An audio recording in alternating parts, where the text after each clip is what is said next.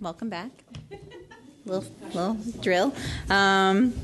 Make sure we're all awake. All right, we were wrapping up the fiscally sustainable government. The last thing I didn't have the opportunity to mention, under major projects, we have determined how to address the personal property tax issues for businesses. And I love when you're going over priorities, that one of the things that you're like, okay, we're underway on that one. That's right. So just open it up for staff and City Council comments. Any comments on this one? Ms. Chung, would you like to? Or? I'll just mention one thing. I mean, there has been some discussion on the desired outcome about adopt sustainable investment and banking policy and practices, that a lot of this has to do with socially responsible investments. And we heard both from the Nuclear Free Committee and from the Committee on the Environment that those are things that there's interest on. And we certainly are proceeding with bringing information forward to Council to consider some of the options on that. I would like to have Ms. Chung talk just a little bit about what her staff does. Basically, finance is a very small department. We have only 5.5 full-time employees. So each staff has their own individual, unique, and important responsibilities. Some major important duties include budget preparation, bank account reconciliations, and also weekly check issuance.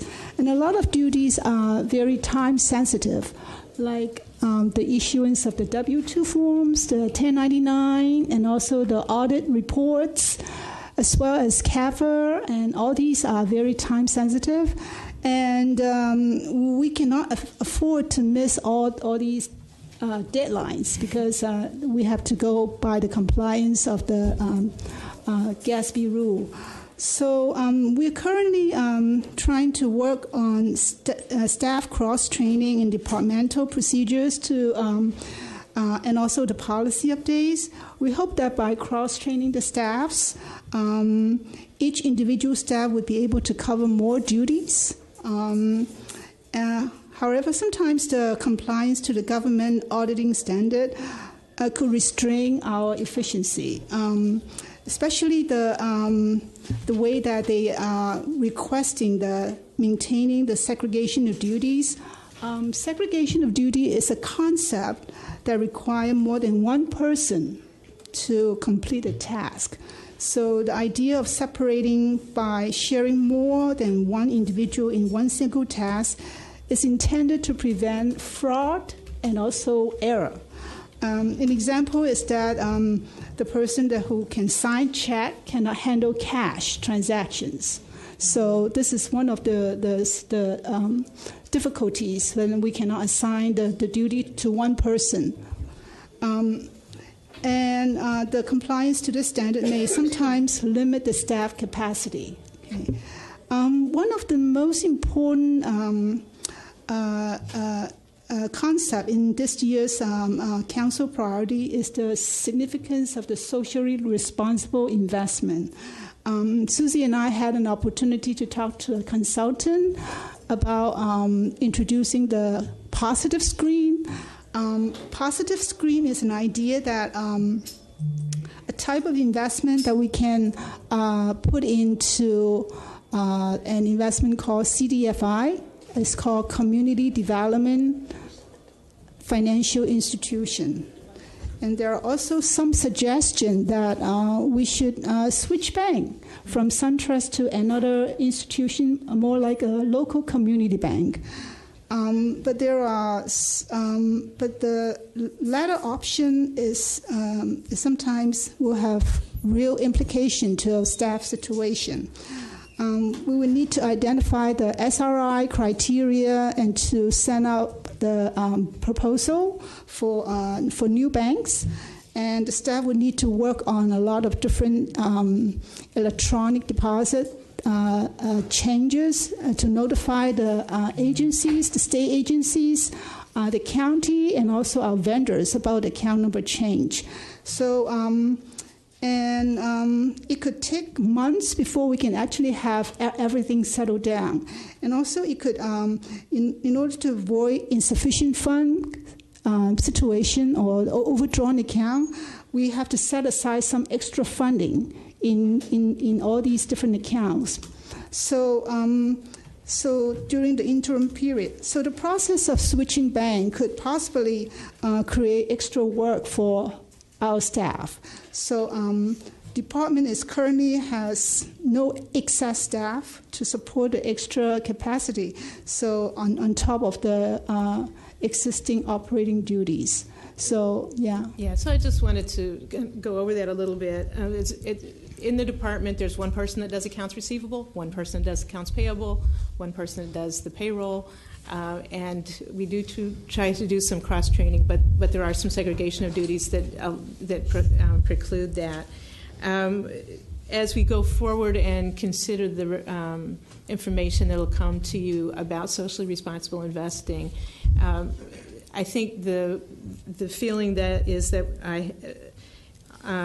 that there would need to be some kind of staff help. It wouldn't be ongoing, but if there were a decision to move forward with some fairly significant work, such as changing banks, we would need to budget for something that would accomplish that, and it really would be a heavy lift. So I just want to put that out there. On this one, that's the one that I don't see an easy solution for in the coming year. Thank you. You're welcome. Any questions or? Okay. I'm just, I just want to say something that I said at the last meeting, but there weren't all these other people here, which is that these are council priorities for new in initiatives, and it assumes the very important ongoing work. So I asked, how come balancing the budget isn't in here? Mm-hmm. And how come setting the tax rate isn't here, and making sure that staff issues are dealt with? And the answer is because this assumes that the regular business of running the city is this is on top of that. That's right. So I just wanted to, since that was news to me, I thought I'd just explain it to everybody else. I think that's a good point, and one of the things that I've tried to, that even we as managers have to remember is that we do need to budget for what we have to do on an ongoing basis. We're extremely thin in every department, and so just thinking that through. It's important. We also recognize that as you'll have your exercise tonight about what goes for FY19 and what might take longer, and so we're happy to talk about those. Great. And as I said at the beginning, this is our third year doing this. I think every year we look for new ways to improve it. So, all right, we will move on then to environmentally sustainable community. We have two big goals here. The number of goals don't necessarily match the amount of work. The two overarching goals is continue to be a leader in community sustainability, which is a pretty large goal. We have a number of strategies here. These I'll actually look at. Continue program and policy efforts for more efficient energy use, especially for renters and multifamily buildings, businesses, and city operations. Increase use of renewable energy, especially solar, throughout the city. Offer bulk buy of solar and or wind power to residents. Consider incentives for multifamily buildings and new buildings. Continue efforts related to electric vehicle use. And the other strategy here is consider draft strategic plan related to housing and economic development and adopt strategies to promote and ensure sustainable development. And our desired outcome is improved energy efficiency citywide, increasingly sustainable city operations and buildings, increased use of renewables and offsets.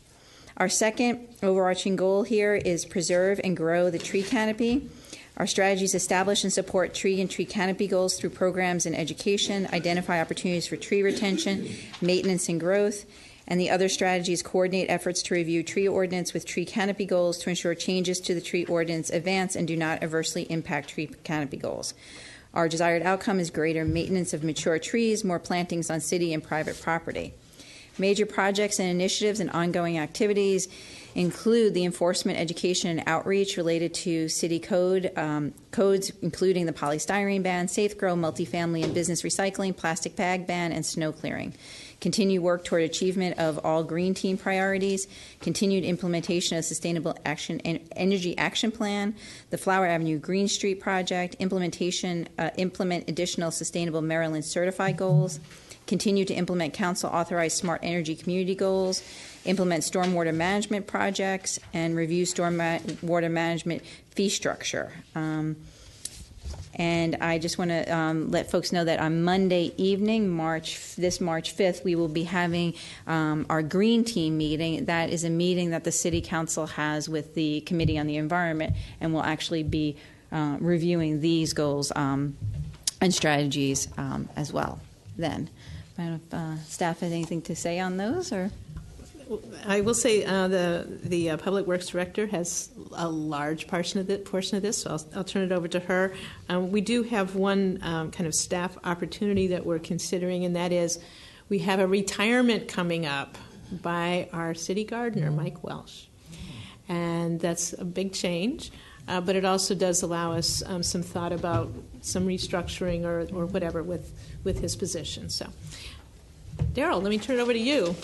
Well, I don't want to steal the thunder for the March 5th meeting, but just briefly, there is a lot going on, as there has been for the past couple of years in the sustainability field, particularly related to energy efficiency, and that continues in addition to the residential energy efficiency program, the Green Home certification. That was the kickoff for our sustainability programs.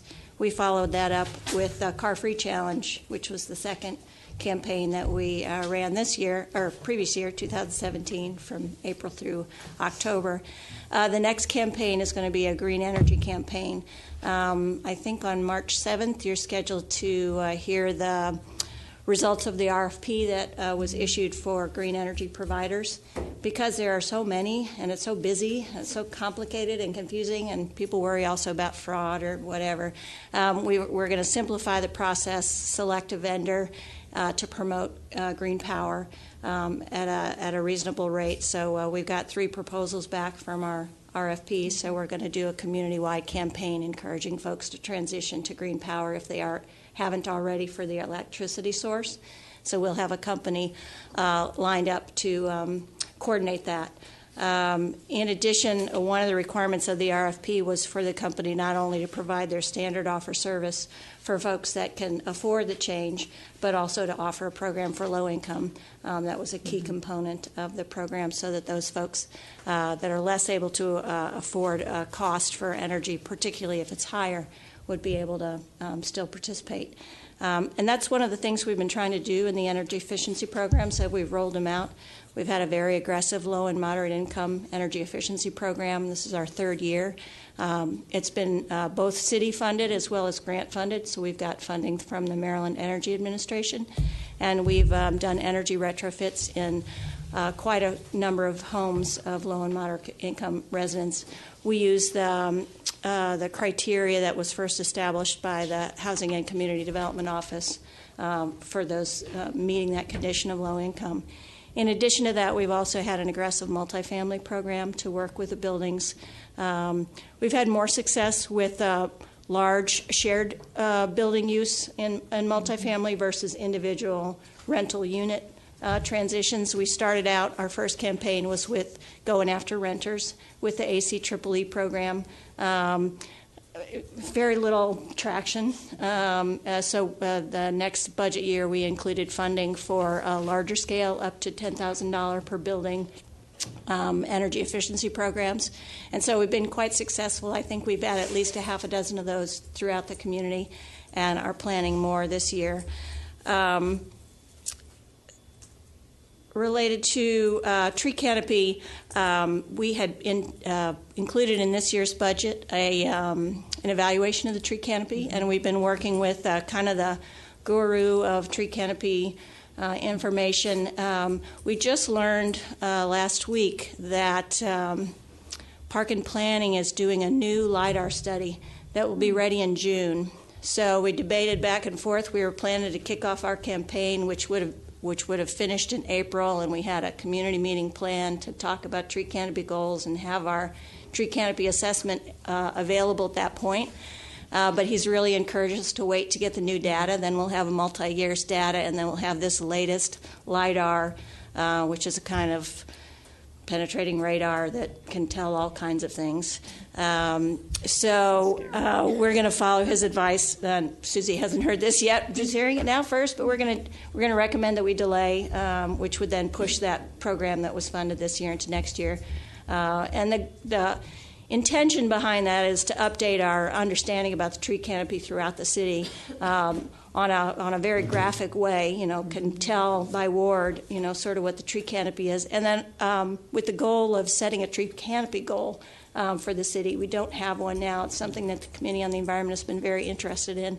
So we feel like once we have that data evaluated, which will show historic as well as current, we'll be better situated to recommend a canopy goal that makes a lot of sense.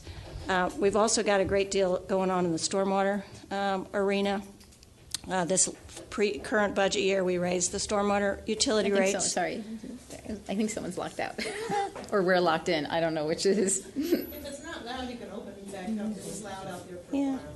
Still have the beep. Waiting for the fire department to reset the pull box. So we'll be bringing to you also on March 7th a recommendation for an award of a contract for a firm to do the stormwater impervious area evaluation and take another look at what we call our ERU, our equivalent residential unit, which is kind of the basis for our billing system within the stormwater programs. So we'll be bringing that in front of you.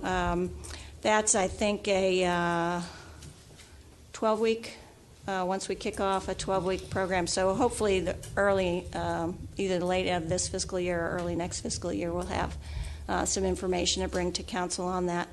We've got a slew of stormwater projects that are going to be taking place this spring and summer. That information is on the project directory. We're kicking off a project in Talisha's ward, supposed to start this week at Kirkland and Kennewick, and then we'll be moving through quickly a session of 4 or 5 others.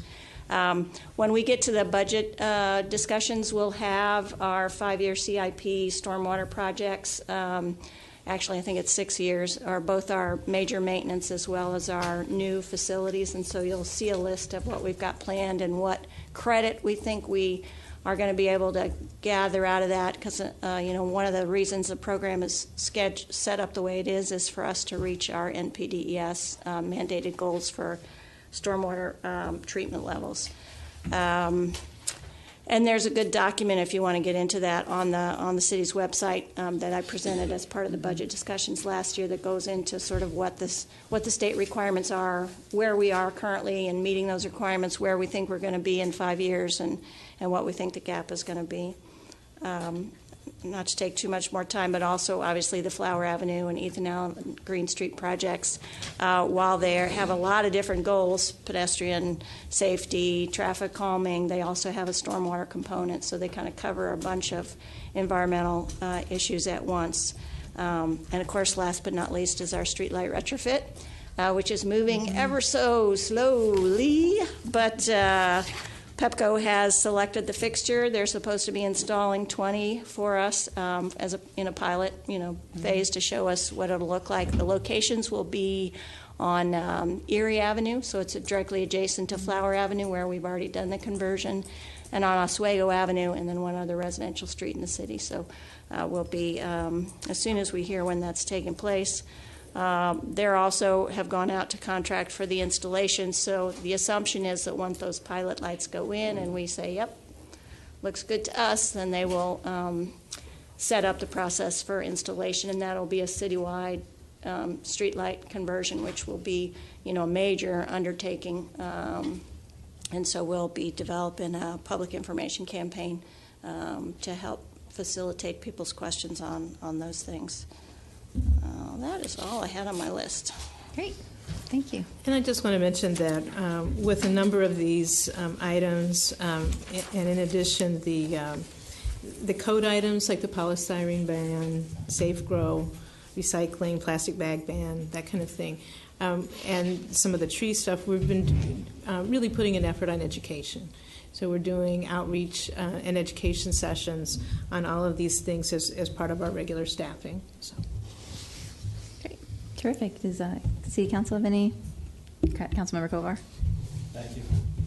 I'm glad you mentioned the education, because that was actually one of the things I wanted to ask about. So I hope we'll get a chance to publicize those events when they happen. One other thing, and I apologize, I just learned that because of a family thing, I can't be at the Green Team meeting on Monday, so I just want to say a couple of words about that.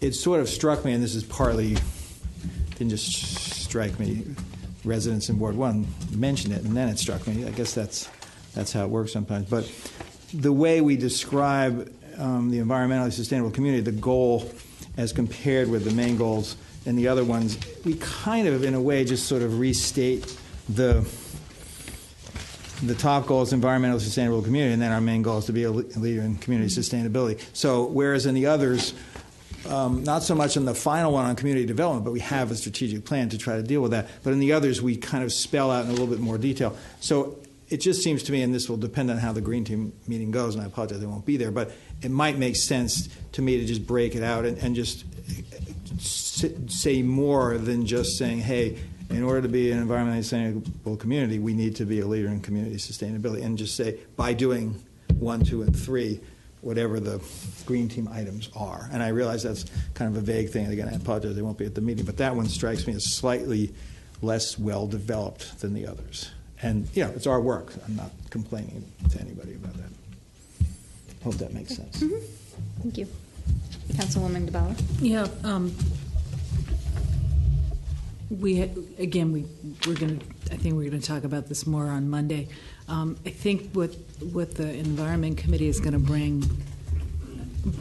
bring up is something similar, which is last year the council was focused like a laser on energy efficiency and sustainable energy, and have we made enough progress on that some other issues deserve attention, maybe at this level of priority or maybe at the next rung down for the Environment Committee to focus on. But I think that's what they're going to want to talk about, particularly stormwater and water quality. Okay. Great. Anything else on this one? All right, then we will continue moving on. The next category is engaged, responsive, service-oriented government. We have a lot of goals here on this one. The first is identifying policing priorities and explore options for enhanced police and community relations. Our desired outcome under this goal are improved relations between the police department and community measured by resident survey response and through other means, and mutual aid agreements in place with District of Columbia and Prince George's County to enhance coordination among police departments. Our next goal is improved communications with residents, especially two-way online and social media communications. We have a number of strategies here, and our desired outcome is information about issues and program more easily accessible for all residents.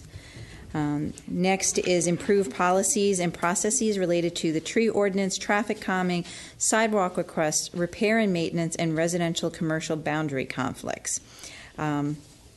So under these, we have a lot of strategies on improving communications. Some of our outcomes we want to see are user-friendly and easy to understand tree ordinance, improved and more equitable policies and processes related to traffic calming, improved and more equitable policies related to sidewalk requests, maintenance and repair, and improved and processes related to residential commercial boundary conflicts.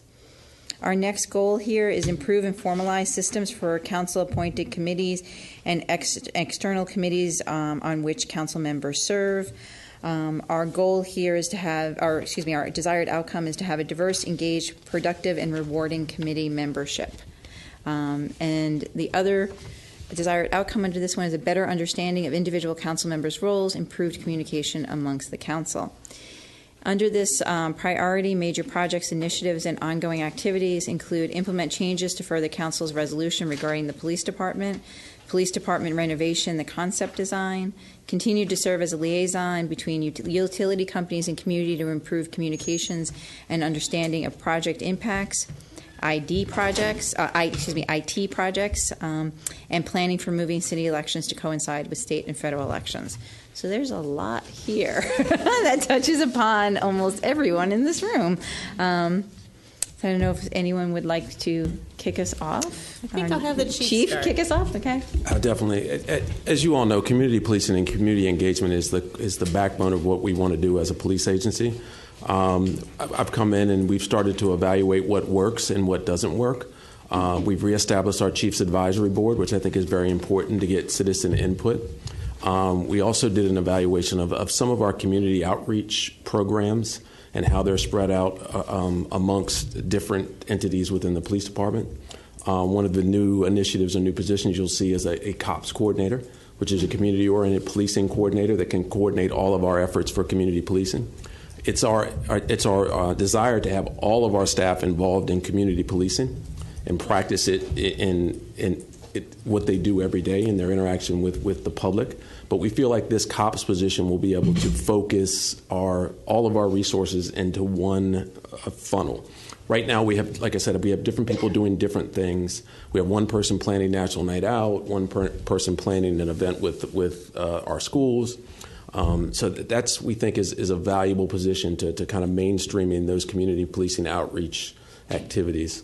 As far as the mutual aid agreements, I've already reached out to Chief Stawinski from Prince George's County and Chief Newsom from D.C.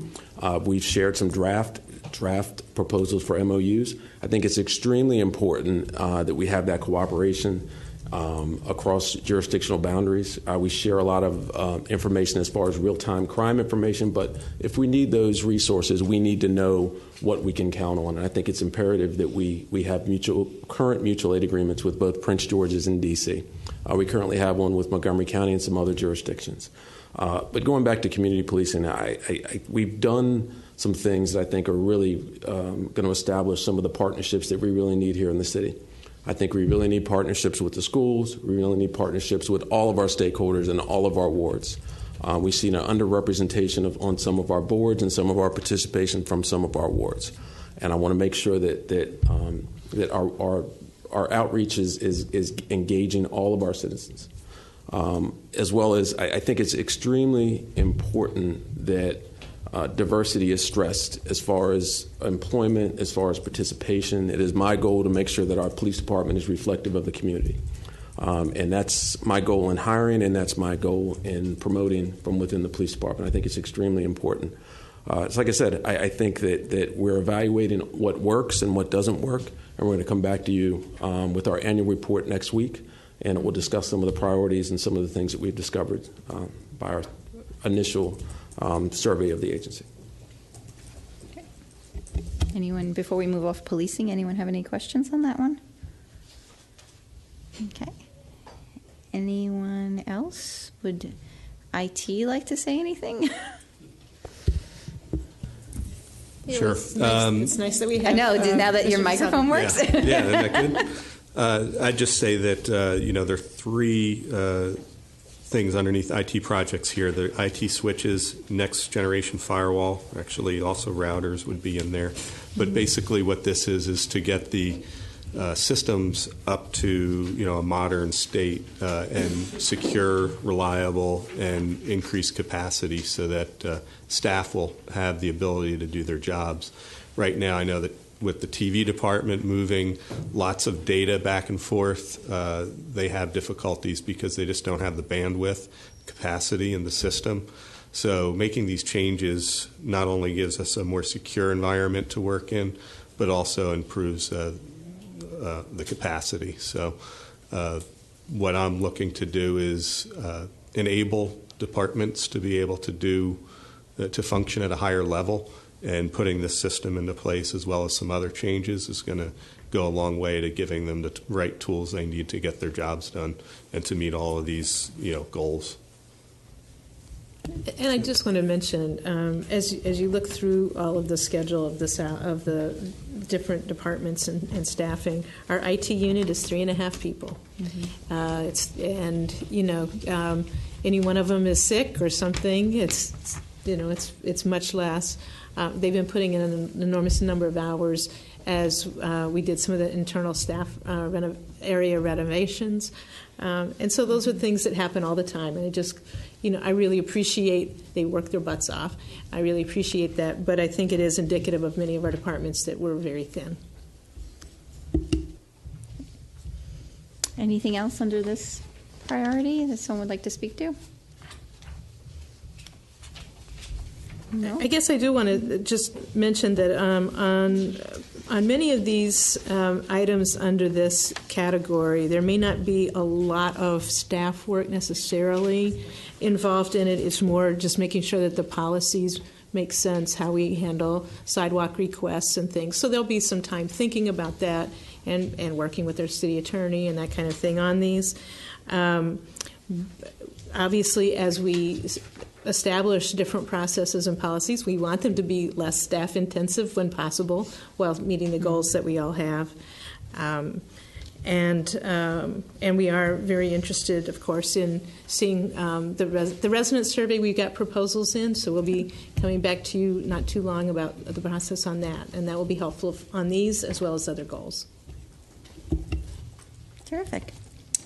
All right. Our last priority is community development for an improved and equitable quality of life. This is actually an area where we changed the title in prior priority documents. This was called economic development, and the City Council realized that we meant so much more than what that term was communicating. And so really we changed this to be community development for an improved and equitable quality of life. The main goal here is plan and prepare for development in the city and region while maintaining the special character and diversity of Tacoma Park.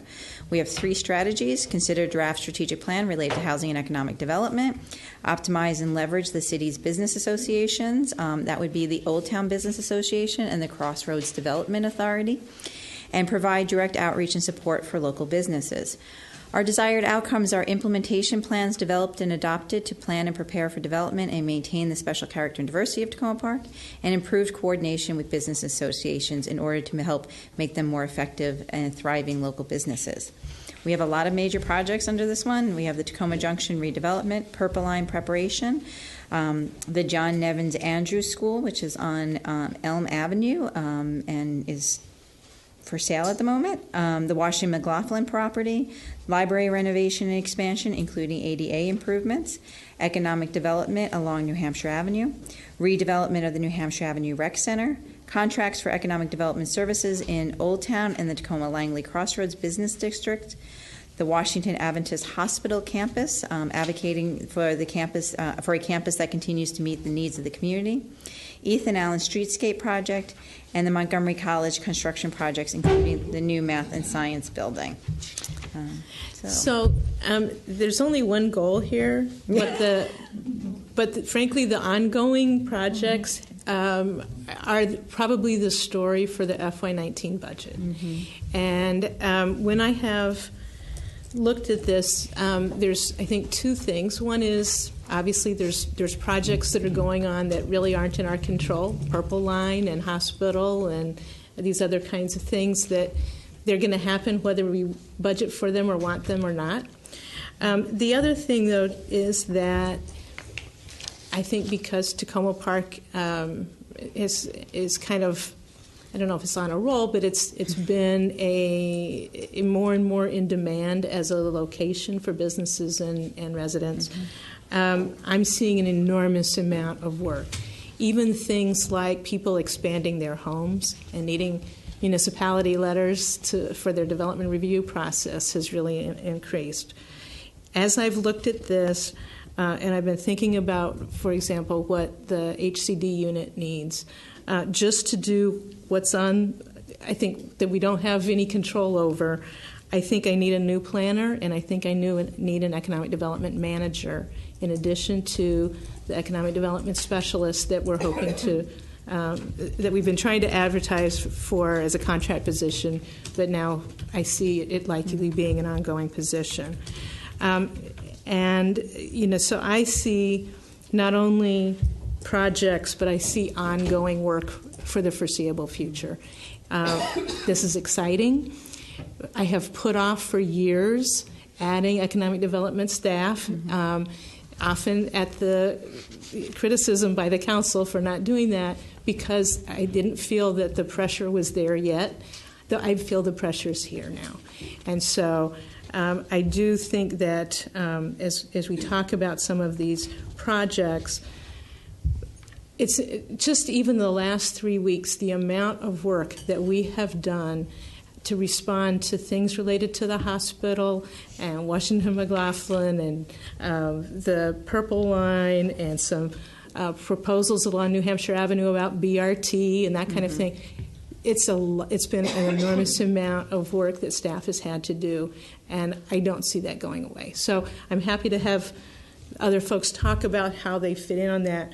But this is the area where I do feel the strongest pressure for staff needs in the coming year. If I might expand a little bit on what Suzanne has said, is that one of the biggest challenges with economic development is developing those relationships with the businesses and the property owners. And while a lot of the planning and redevelopment projects are very specific, you're working on something, you're making things happen, a lot of the economic development things are developing a comfort level on both sides with a particular individual that may be looking to expand, possibility of relocating and or bringing in another business, and that's a lot of work. And it takes a lot of time. So having additional staff on board that would not only be able to work in partnership with the planners to do the land use planning and the development work, but also to go out and knock on doors and have coffee with people and look at how the city might be able to help facilitate their success would be really instrumental in terms of being able to take the strategic plan and moving it forward. There are a couple of recommendations in the economic development component of the strategic plan, which I think are attractive to several of the council members. One is developing a bi-county business improvement district, sort of taking the Crossroads CDA model and blowing it up so it includes more of the businesses along New Hampshire Avenue, as well as those that are not necessarily in Tacoma Park. And that is going to be, if we can pull that off in the next 3 years, I will be amazed. But, just because it's going to be a miracle doesn't mean we can't work towards that. But it's going to be a lot of time and commitment and particularly a good fit as far as how that position is structured.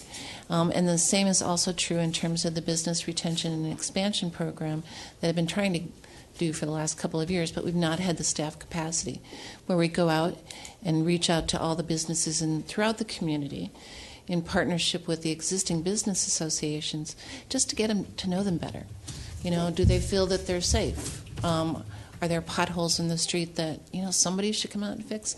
Things like that we can do to help them, but also help you as far as your work with your constituents.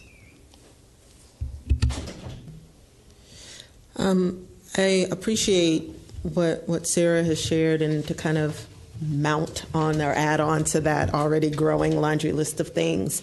I think it's also going to be important to have, you mentioned that economic development manager, or to kind of have someone that has the capacity to somewhat establish the strategic vision for what the commercial space throughout the city should embody. Right? Because what the space can hold is one question. It's totally different from what residents within the city would be comfortable with allowing to have happen, right? So how can we start now through perhaps the community survey or through other vehicles that we have to get a feel for what some of the desires, not just of those that are willing to show up on a Wednesday, but for all of the residents in Tacoma Park, what types of amenities do they want to see here? And then how do we figure out a way to develop a marketing plan such that we can then go around and talk to the businesses in the area, talk to potential businesses that are outside of the area but might be looking to relocate here, and then how can we make sure that we're kind of bringing all of these different stakeholders. We've heard from Montgomery County, and there's 2 Tacoma-Langley sector plans. There's one for Montgomery County. There's one for Prince George's County. Now Prince George's is now talking about this Northern Gateway initiative. So there's just tons of work that's happening that's going to have direct impact on the residents here, either through disrupting their streets and commutes home, but also in terms of the quality of the different amenities that might be available, and also making sure that the small local businesses that we all love are able to withstand something like the Purple Line construction. So I think it's going to be critically important going forward, that we're not just kind of being reactive to the laundry list, but also trying to think strategically on how to be proactive to ensure that we have a seat at the table with a lot of these guys where the trains are already kind of moving full steam ahead. Mm-hmm. Did you want To expand on that a little bit, too, one of the things that I have in my head as far as how this might all work is that I have very strong people in both the housing and the planning divisions right now. And by adding this third division with the focus more purely on economic development, if you will, that it gives us that flexibility to bring in the skill sets from these other divisions. So, for example, with the Purple Line, there's a planning component of that as well as an economic development. The Washington Venice Hospital and University campus. That's all 3 divisions as far as planning as a potential use, or excuse me, housing as a potential use, the planning component, as well as the economic development. So, I sound like I really want this position. I think it does add a lot of value to the department and to the city's ongoing efforts to continue to expand from a financial standpoint with the property tax base, but also to continue to meet the needs and the desires of the community. I want to just mention a little bit. I mean, part of the reason that I've held off having this kind of a position is because I didn't want them to come in and it not be the right time for that. There is a certain amount, as you said, that we have to be proactive because we don't want to have somebody coming in and it not be what Tacoma Park wants. I mean, so there is an effort that we need to make to move forward.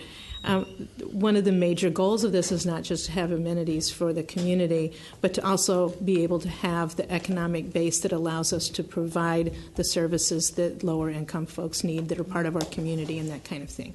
And we actually did a little bit of exercise about for the hospital property, the value of that property, if property taxes were paid on it, we'd be getting in about $375,000 a year just on property tax from the city alone. That's not even what they would have to pay the county.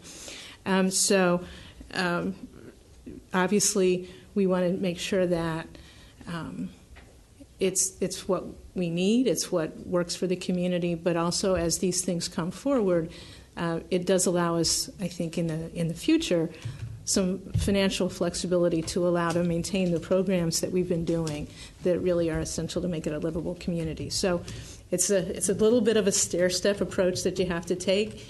I think we're at the point where we do need to put that extra step in to allow us to have the staff capacity to really make it the right Tacoma Park effort.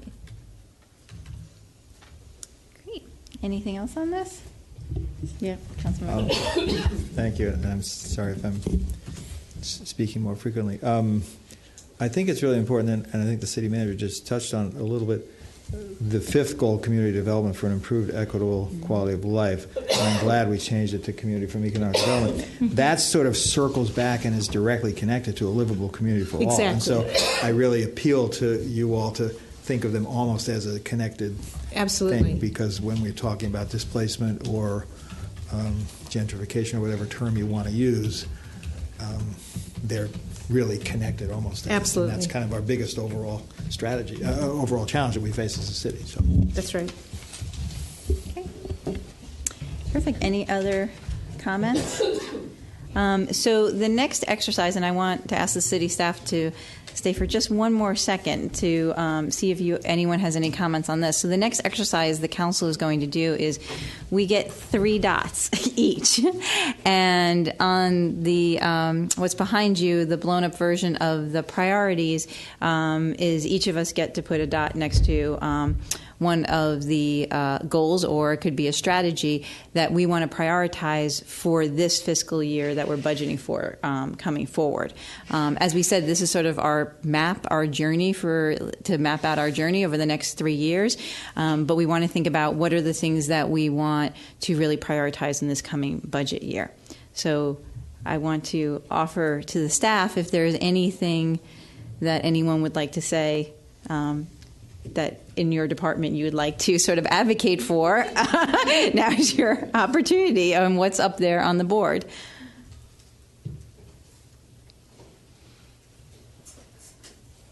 No one? What are the other 3 for?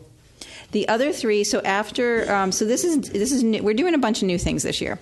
The other 3 are areas where each of us will take a lead role. So it's a different exercise. So after we do the priorities, then we can go back, and it could be what you put a star on as a priority, or it could be something else. But the idea is that each of us would, and some of us can team up too. You don't have to take it on yourself, but that you would be sort of the point person on the council, working with staff, with myself as we move that priority forward, or that goal forward. Should the budget things be like dollar figure kinds of things, or just items that may not cost anything? Well, nothing costs nothing. Ones that don't cost anything are great. Right. No, I mean, this things that are not up there are the ongoing projects. Yeah. Or the day-to-day work that we do. So the idea here is for you to identify those things that you really think should be done within and done kind of in FY19. That's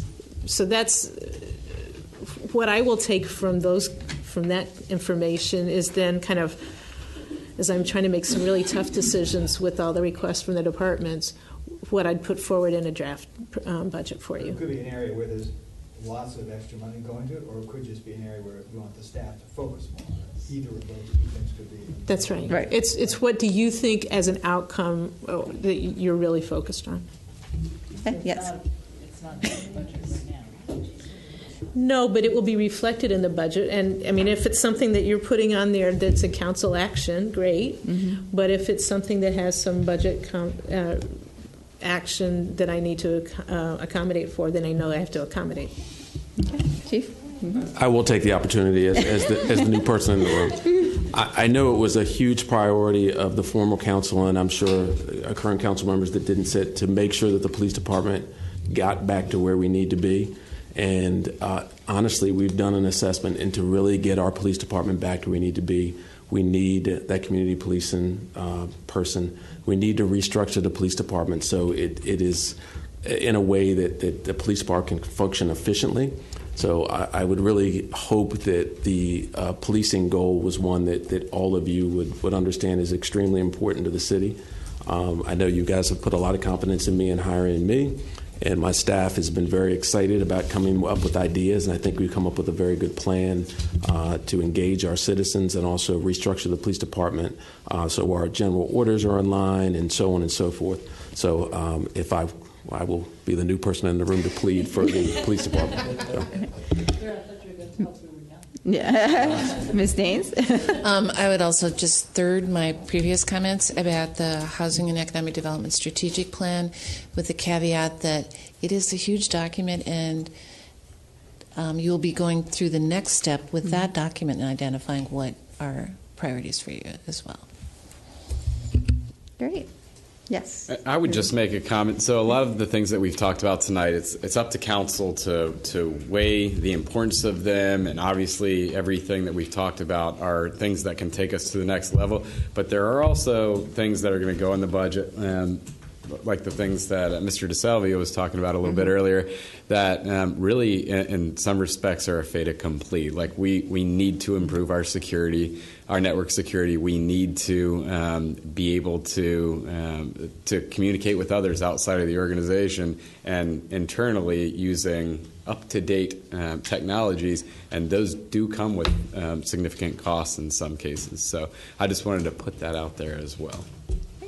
Oh, and also just a note, regarding the dots, the red ones, everybody's got the red ones. Those are for the second part where you decide what you champion. The other ones are for identifying your priorities. Terrific. All right. Well, yeah. Anybody have any other questions? If not, let the dots begin. Are we putting dots on goals? Or goals or strategies? I think you could do either one. Either one. Because some of them, like, are. I mean. And this is an art, not a science. All right. Yes, it very much is.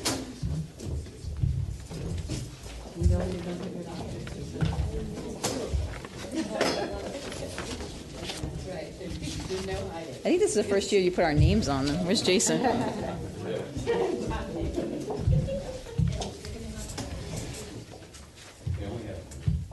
don't have to use them all.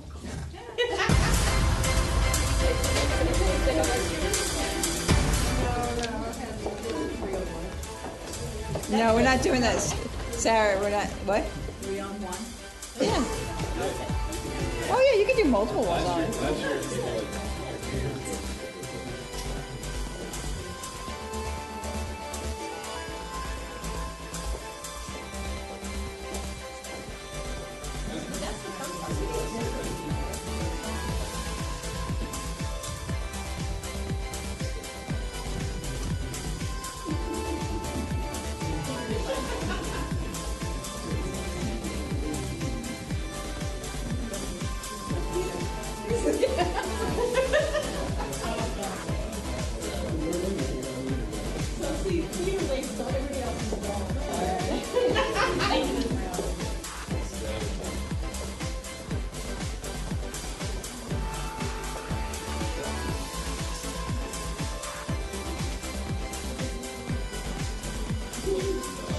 No, we're doing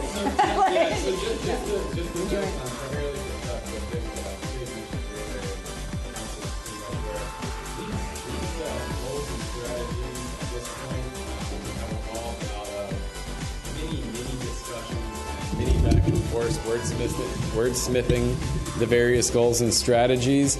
At this point, I think it's safe to assume that some version of this, although it's not official until council adopts these goals and strategies, will be the priorities for this current council's term over the next 3 years. What the dots are doing is indicating what we should really be focusing on as the city manager is putting together the recommended budget for fiscal year 19. Things that we should be thinking about as we're making those resource allocations decision, both from a financial standpoint and a human resources standpoint.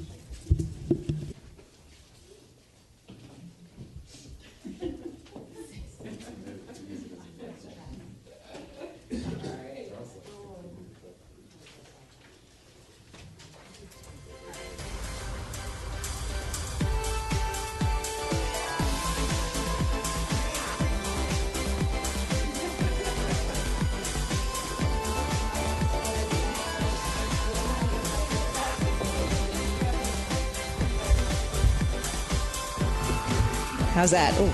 Okay, so we have one dot on identifying program needs in the community, develop approaches to meet those needs, emphasizing youth, families, seniors, and our more vulnerable residents, such as those with lower incomes, immigrants, and people with developmental disabilities. 4, on assuring we have a range of safe, quality, and stable housing options that are affordable for residents of varying incomes and all races and ethnicities. 2, on the further efforts related to racial equity. 1, 2, 3, 4, 5 on plan and prepare for development in the city and region while maintaining the special character and diversity of Tacoma Park. And 1 on increased funding from county and state to address tax duplication and other city needs. and 5 on identifying policing priorities and explore options for enhanced police-community relations. So there's a lot of consistency. All right.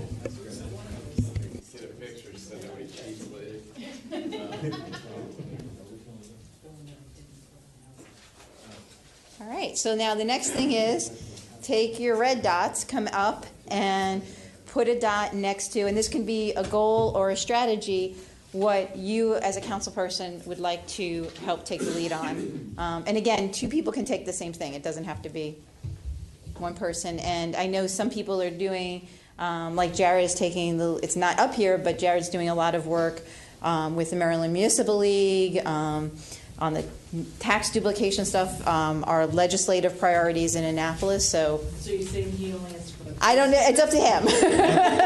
But I just want to recognize that some folks are kind of going a lot already, and so which may not be easily recognizable here. So I think it's up to you all as individuals to determine whether or not you want to do 0, 1, 2, or 3. The mayor would probably have you all do 3. So come up with your dots.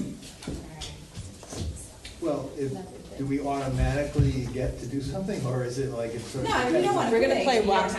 No, but I mean, if we put a sticker there, is that just it? We're doing it, or is there like a process for determining it? We're going to play rock, paper, scissors. I think if I can speak to this just for a moment. I mean, what if the staff thinks we would need council's help on that one? Well, at a minimum, what needs to happen is to make sure you bug me, it gets on the agenda, there's coordination, if it's pulling together residents and city staff. So there is nothing, I can promise you right now, there is nothing up here that is just going to happen without somebody helping it move forward. And I think having the conversation regarding the capacity on the staff level, this is also realizing the size of our staff and what we have been asking them to do.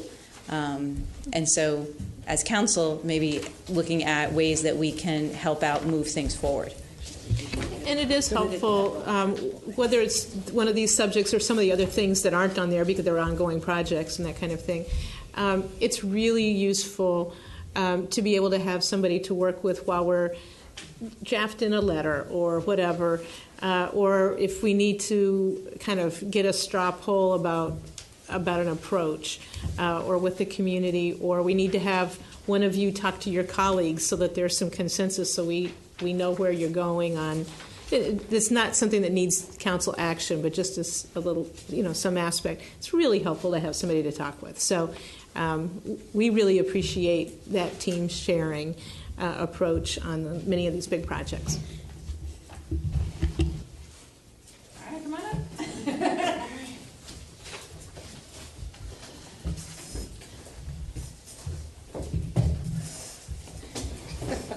It's like you're marching.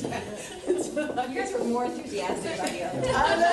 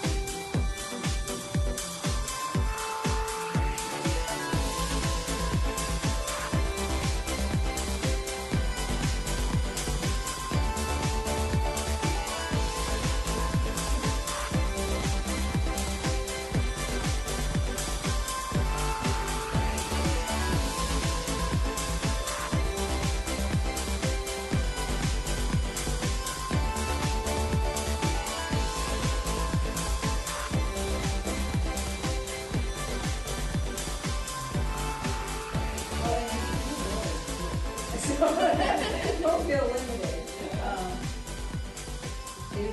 Maybe like big things. Yeah, that's what I was thinking, actually.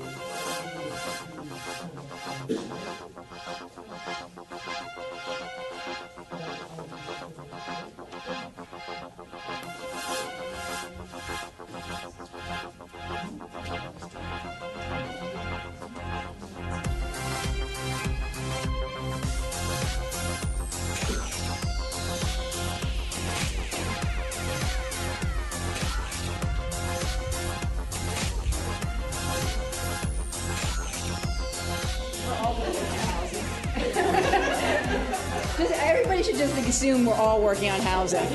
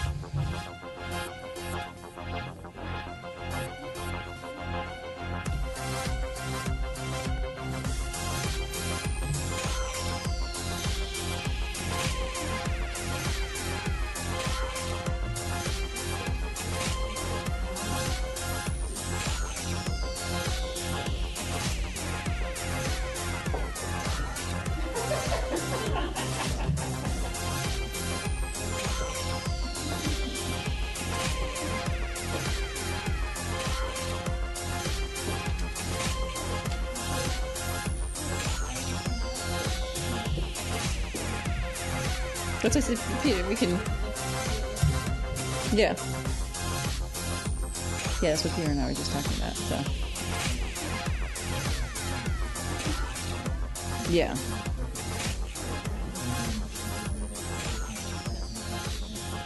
We could just do that, send that out like on email and talk about it. It's not.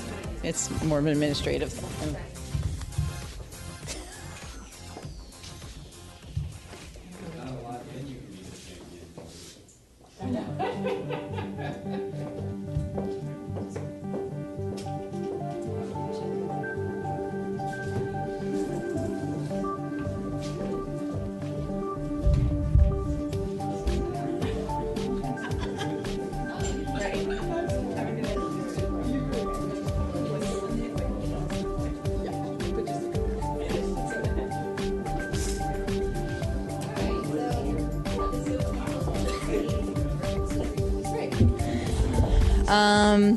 Let's see.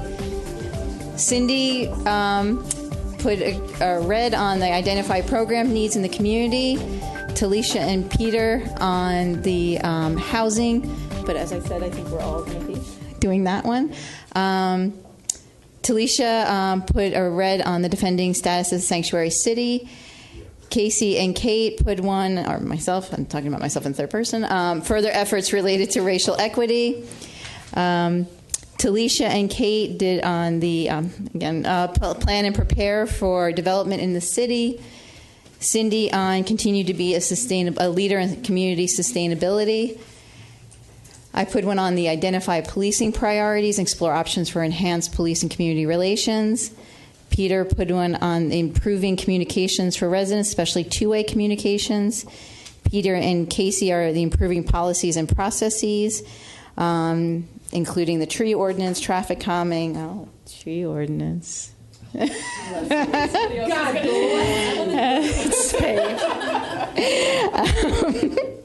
Cindy and Casey put improve and formalize systems for council-appointed committees. Oh, if I had another dot, I'd put one there, too. So I'll be there, too. Good. All right. Well, that's, I think, unless other folks had any other comments, that's what we'll call it an evening. And I just, again, this is our first time doing this. As the council sets its priorities, every year we're, coming into this a little bit more. I think every year we improve things. I think particularly having our new council members, their new eyes on it. The actual document was much improved this year. And I thank the city staff for being involved, and we'll see how it goes. And then next year, I'm sure we'll improve upon this process even more. So thank you, everyone. Have a good evening. And we're back in the back here, actually, on Monday night for our Green Team meeting. Okay, thank you. Have a good evening.